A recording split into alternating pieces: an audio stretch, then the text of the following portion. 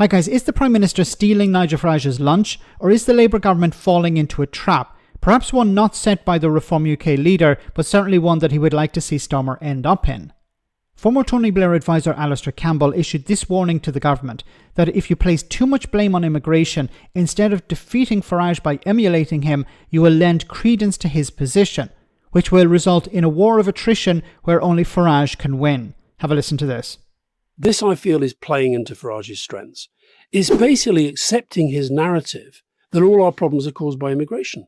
Once you're doing it as a big thing in Downing Street, you're basically saying now, judge me on this, okay? Do you want to fix this problem, or do you want to exploit this problem?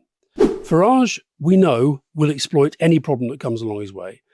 Badenoch and the Tories, they're trying to exploit it as well, trying to get away from the fact that they were responsible for this quadrupling. Once you've made it such a big issue of your leadership, you're going to have very, very good numbers.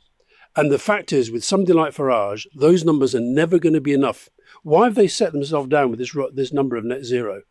Answer, partly to play into the climate change debate, which is another of their things. But secondly, there is no immigration that they are going to allow you to define as success. Well said. 100% agreement. There's no point fighting with Farage on immigration, because he will say, well, even if you brought it down to tens of thousands, he said it's still too high, it's still too much. So there's no number, because, of course, him being in opposition, him being outside the government, he can say, well, if I was in charge, I would bring it down to zero. I would bring it down to net zero. Net zero being this idea of, well, as soon as somebody comes in, somebody else leaves. So you always have net zero immigration. It's a fantasy, but it's something Farage can sell to the public who are not happy about immigration. Don't worry, we're going to, of course, and he's covering his bases. He's saying, well, don't worry, we're going to end non-essential immigration, but we'll keep using people from abroad to work in essential services like social care or the NHS. It's a fantasy, but it's a way for him to sell the idea that he's the only one who truly will deal with immigration. The Conservatives were in charge, immigration went up. The Labour Party are bringing it down, but they're not able to deport enough people, or they're not stopping the boats or whatever. Only Farage, in the mind of the Reform UK voter, only Farage can deal with this.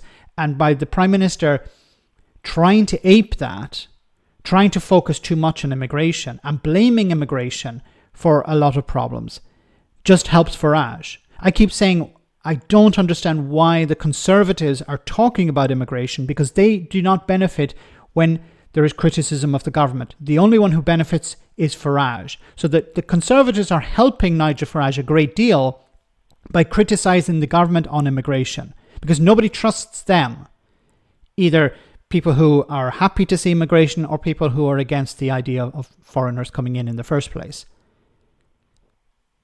What the government need to be doing, and I keep saying this, they need to focus on things that will improve people's lives. Stop talking about immigration. Farage will continue to talk about it, but you can't defeat Farage on this point. You need to talk about the NHS, you need to talk about jobs, you need to call out Farage when he votes against stronger protections for workers. You need to call out the Tories if they're not supporting more funding for the NHS or more reforms that are positive for the NHS. So you need to call out the other parties if they're not supporting you for when it comes to improving people's lives. But you have to make it very clear that your policies are going to improve people's lives and that they have. And then eventually, if people are convinced, they're going to vote for you. But this, unfortunately, sounds very much like what the Tories were doing in the run-up to the last election, blaming everything on immigrants, blaming immigration as the cause of all problems. If the Labour Party go down that road, they're going to fail, because all people have to do is look at Farage and say, well, he's offering an alternative, and his alternative would fix all problems. It's like Brexit once again. Farage is using a single issue to convince people that his way would resolve all problems. It's important that it's called out. If the Labour Party want to stay in power, they need to avoid talking about immigration, because they can't defeat Farage on this topic. Let me know in the comment section, guys, what you think. As always, your comments are greatly appreciated. Thanks a lot.